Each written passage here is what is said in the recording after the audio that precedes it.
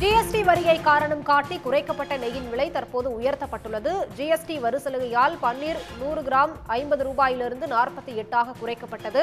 தற்போது 100 கிராம் பன்னீர் 48 ரூபாயிலிருந்து மீண்டும் 50 ரூபாயாக உயர்த்தப்பட்டதால் மக்கள் அதிர்ச்சி அடைந்திருக்கின்றனர். கூடுதல் விவரங்களோடு இணைகிறார் செய்தியாளர் மகாராஜ பாண்டியன். மகாராஜ பாண்டியன், வணக்கம். விவரங்கள். வணக்கம்.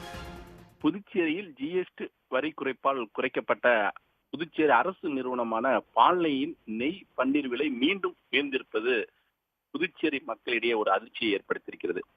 புதுச்சேரியில் அரசு நிறுவனமான பால்நெய்யில் ஜிஎஸ்டி வரி குறைக்கப்பட்டு கடந்த மாதம் விலை குறைவு அமலுக்கு வந்தது. நெய் 12% ஜிஎஸ்டியில் இருந்து 5%, பன்னீர் 5%, 0% குறைந்தது. ஆனால் குறைக்கப்பட்ட விலை ஒரு மாதத்தில் மீண்டும் இந்த விலையை தற்போது பால் நிர்வாகம் உயர்த்தியுள்ளது. அதன்படி முன்பு நெய் 100 கிராம் ரூபாய் 90 ரூபாய் 85 குறைக்கப்பட்டு தற்போது மீண்டும் 90 ரூபாயை ஆக்கியுள்ளது. 200 கிராம் நெய் ரூபாய் 160 ரூபாய் 150 குறைக்கப்பட்டு தற்போது ரூபாய் 170 உயர்ந்துள்ளது. 500 கிராம் ரூபாய் 370 345 குறைந்து தற்போது ரூபாய் 390 உயர்ந்துள்ளது.